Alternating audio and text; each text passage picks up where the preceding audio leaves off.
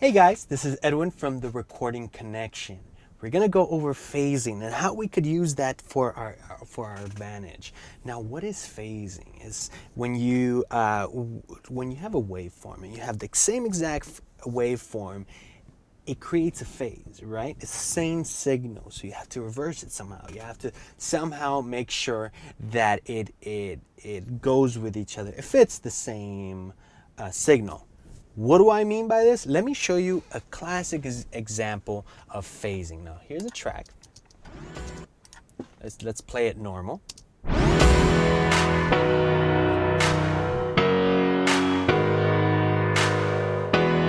Great. Now, here is an example of phasing. This is a classic example of phasing. You guys hear that? Do you hear how your ears kind of just go to one side? Now, that's not good enough just to be like, hey guys, this is how you know when something is phasing, when your ears go to one side. No, that's not what I'm saying. What I'm saying here is usually when you have phasing, you're losing the low end of stuff. You're losing the low end. You'll hear that your left and your right side kind of shift, all right? That is not ideal for an overall mix. You don't want that. You don't want that because both your balances of your left and right are not leveled right. It's all out of sync. It just kind of throws everything off. So once again, before. All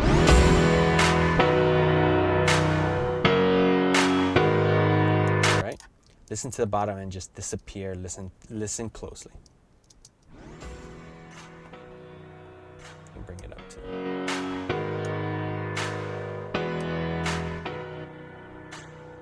You guys hear that?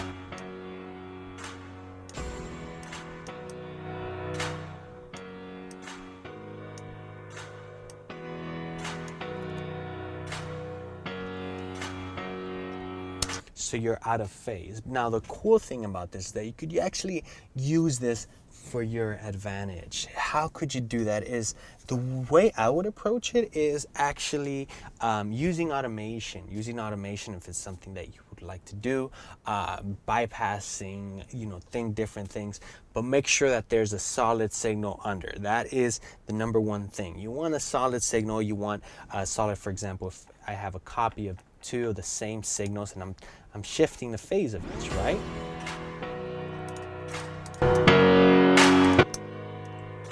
So what I could do is just an idea right here. Let's duplicate this track. Now we have 3, right? Now we have 3. What I would do is bring this one down here, or not, actually, let's do this. Let's have this one as our main source, right? And these two are kind of shifting in and out.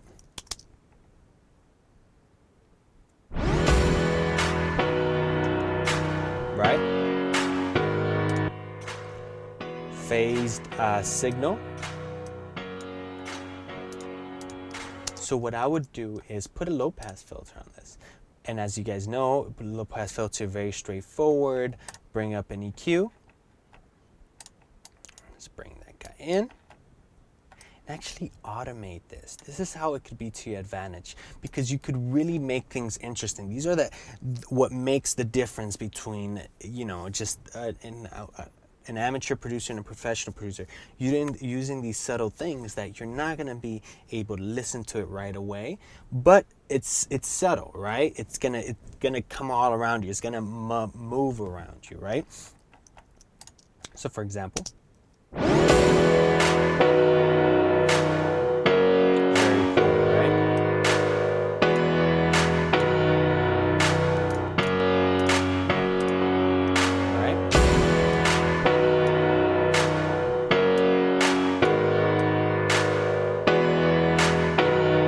Then you always have this. You're always going to have the original signal, which obviously is not phased.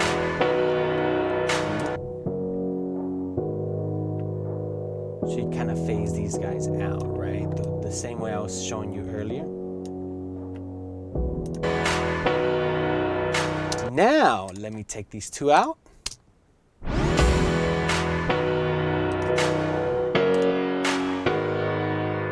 It actually added a cool undertone to it that I like right now. And guys, this is not scripted. I literally just put it up so you guys could see how easy it is. It's all about just experimenting. It's all about having fun with this. We tend to forget getting all this technical stuff, looking at all these pretty colors and stuff.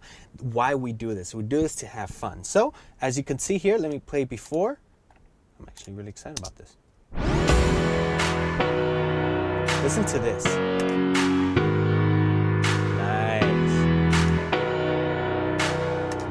This guy kind of adds this low end thing. Let's see what the drums come in.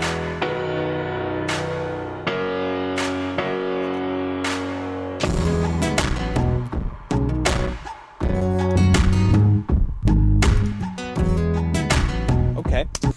Now what I would do here, guys, honestly, what I would do here when the drums come in, as you guys could tell when the drums came in, things were squashing, it wasn't sounding too pretty.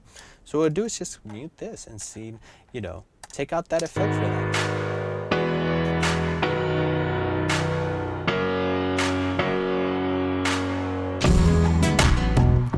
Perfect. So guys, I'm really excited to be showing this to you guys. So this is how to use phasing to your advantage. And keep in mind, at the recording connection with your mentor, you could actually go with your mentor and go in depth, one-on-one, on how to create these cool effects. You're at a real studio, guys. Take advantage of that. Use the console, use things like that to not just do it on Pro Tools, but actually do it on hardware. Take care.